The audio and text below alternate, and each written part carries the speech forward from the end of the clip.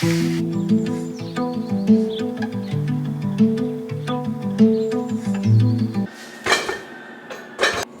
once in a while, someone has a birthday and I am the designated cake maker. So I'm gonna take you through a process of how I make my cakes. Usually they're always pretty different, but this time it actually has to serve 20 people. So I've never made a cake this big before and I'm excited to take you along.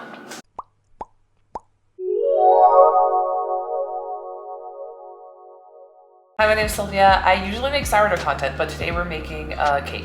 I also do travel and shopping content sometimes. It's kind of a whole free-for-all here.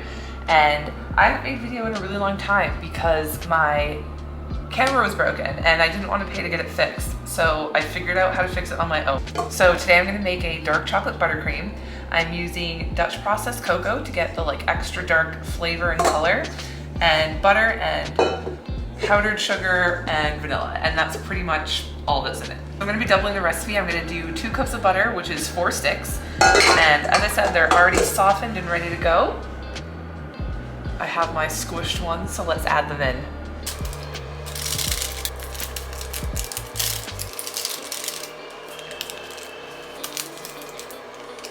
2 cups of vanilla extract, but I like to use vanilla bean when I'm doing something like a frosting because I think that it has a better flavor.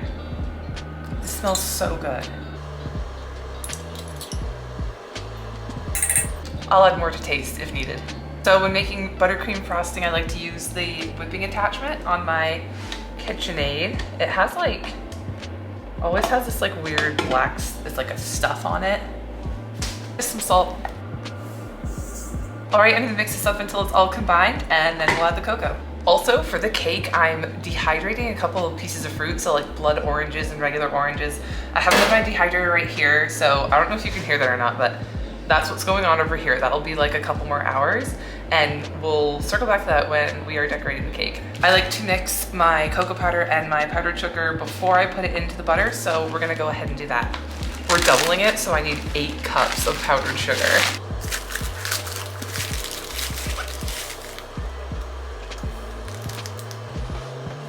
So I got my Dutch cocoa here. This is darker than regular cocoa powder. So if you want a dark chocolate or just a darker color, use a Dutch process.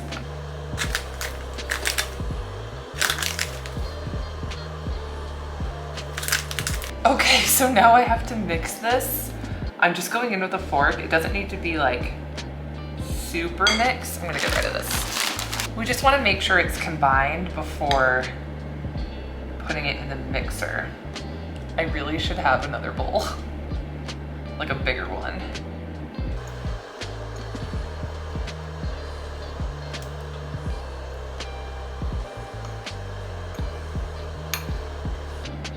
All right, it's mixed. Let's go ahead and put it in our blender. And once we get it all in there, we're gonna be on high for about 4 minutes. Okay, wish me luck. So I have some heavy whipping cream I'm gonna add if it looks a little too dry. Just a tiny splash as I go about.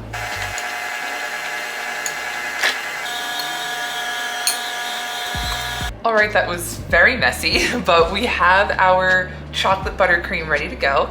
As you can see, it has a nice consistency. I'm leaving it a little bit on the thicker side because I'm gonna put it in the fridge overnight and decorate the cake tomorrow. So I'll re-whip it again, and then if I have to, I'll add some more heavy cream. It's time to make the cake. I was actually gonna make it tomorrow, but I just realized I have to make 4 loaves of bread. So I'm gonna make the cake tonight and wrap it up and put it in the fridge.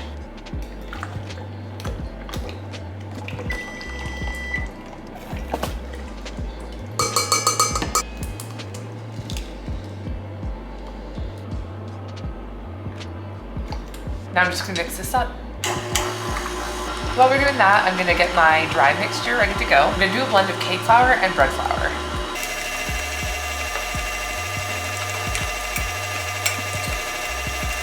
About 792 grams of sugar.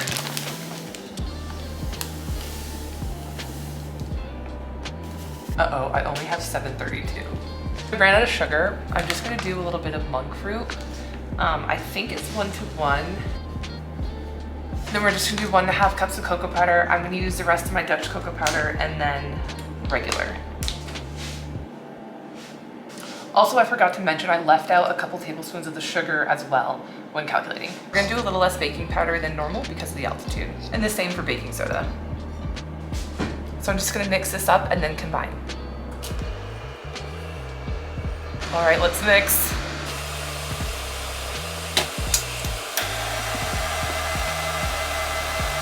All right, now just a little bit of boiling water and then we're ready to bake.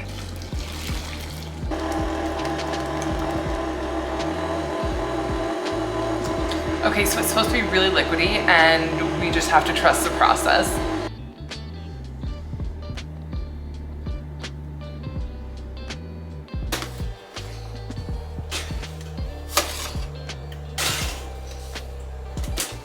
Okay, there's a little bit of doming on this one because of the glass pan, but that's easy. I'm just gonna trim it anyways when I frost it. So I trust the process and these look great.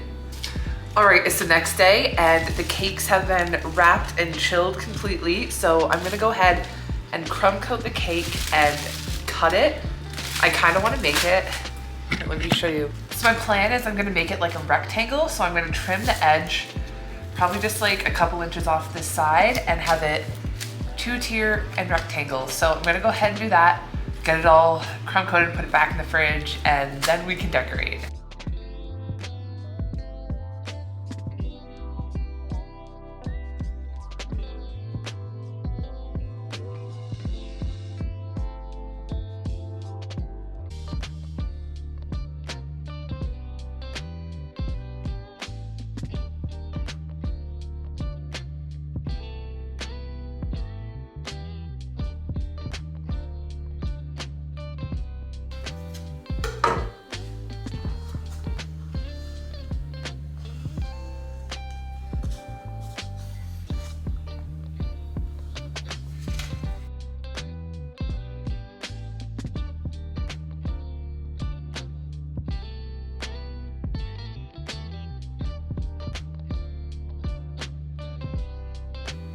Okay, it's time to decorate the cake. We've got a lot going on here because I'm also making 4 loaves of sourdough at the same time, but I crumb coated the cake and I think it's ready to decorate. Let me show you because I had a different plan for it and I kind of like freestyled. Here it is. I was originally, let me show you. So here it is. I was originally gonna make it smooth and have it be like a smooth rectangle, and then I have this piping tip. I've been seeing a lot on TikTok, people doing these like wiggly, these giant squiggles with like this tip. It is number 202. I can figure out where it's from. But I've been seeing people do like squigglies kind of all across, so I was gonna have it smooth, but then it started to get like grainy and I kind of like the look of it. So I made it like look a little rough. So we're gonna go ahead and try the squiggles.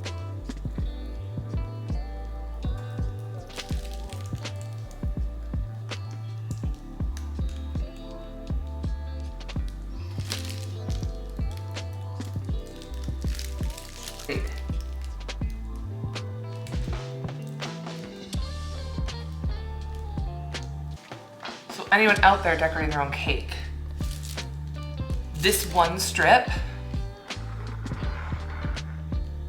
was half a batch of frosting. I did a half batch and I don't know. Do I replace this squiggle? Because it doesn't look good. I just don't know if I have enough. This guy off. Oh, look, it's just coming right off.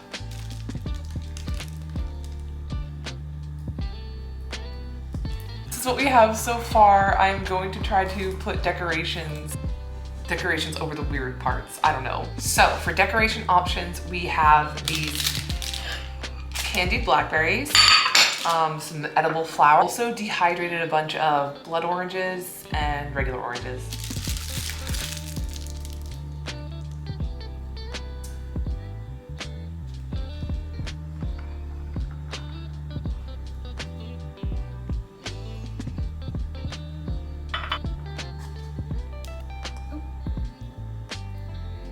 else to go.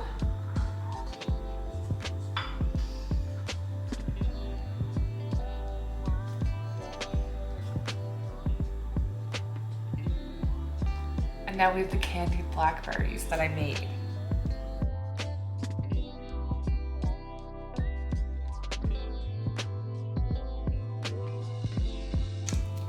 This is just sugar. I think it's done. Okay, finally the cake is done.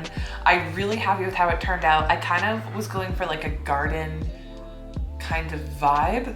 Like I wanted like a rustic in the garden, like with flowers and stuff. So I added a bunch of my dried fruit, my candied blackberries, and then some of these just dried flowers that I put on my loaves of sourdough sometimes. And I think they added such a cute touch. I'm really excited. Let me know what you think.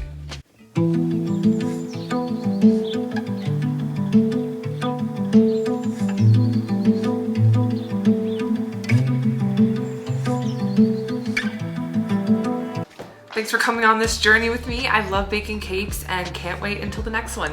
See you later.